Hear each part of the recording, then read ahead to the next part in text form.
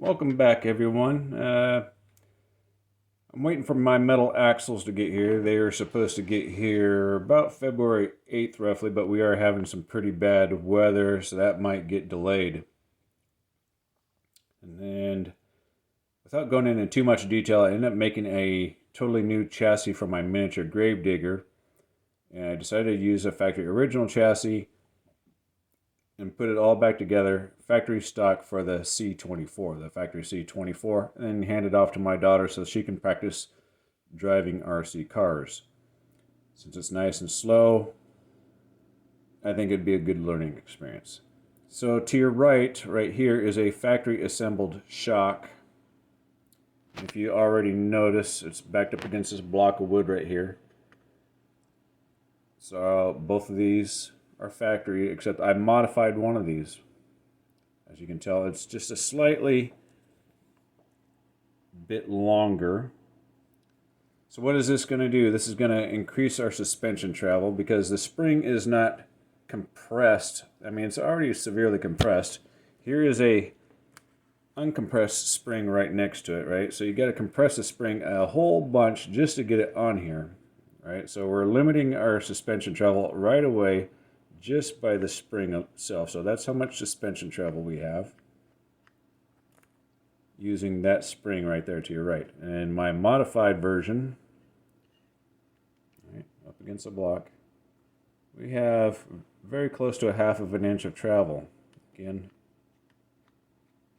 almost, what, maybe 3/16. So a half inch to a 3/16. So we've gained a lot of suspension travel. This is also going to benefit droop. Like when your tire comes down an object, your suspension is going to fall down much more easily.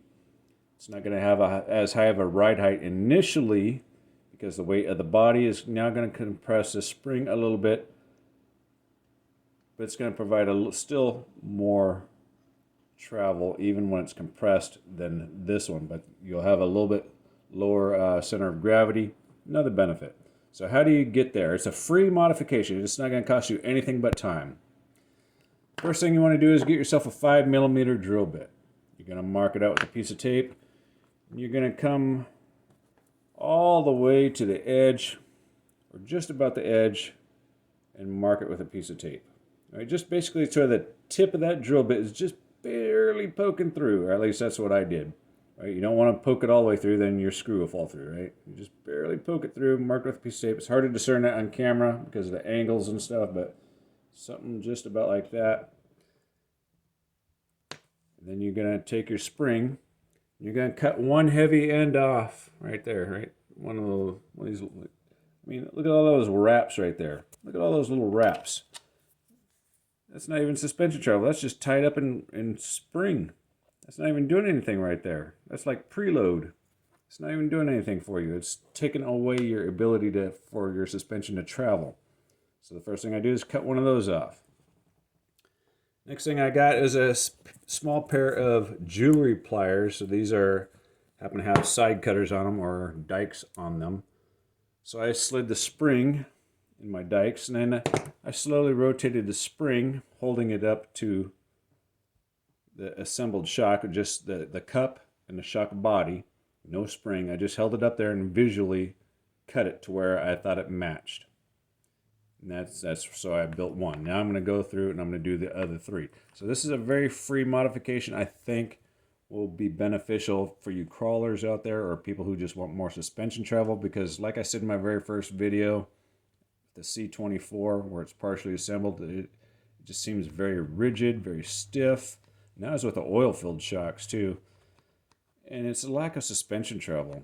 It really is. And the springs are already got so much preload on them in that condition in comparison to this condition right here. I mean, just look at this difference. All right, and this is going to be toy grade. I mean, not toy grade, but it's going to be, well, kiddie grade. I'd call it kiddie grade. I'm going to keep all the factory components in it. The 180 motor, severe gear reduction. I took apart the motor and the transfer cases, or the transfer case and the differentials. I packed them full of grease for a long life. And I think it's going to be a good deal. I think I'm going to paint hers up in pink, maybe some stripes or some sort of accenting colors. Pink and black, I think, is the theme I'm going to go with. And I'm just going to let her have at it. Other than that, free modification, totally easy. Just takes a little bit of time. Have a good day.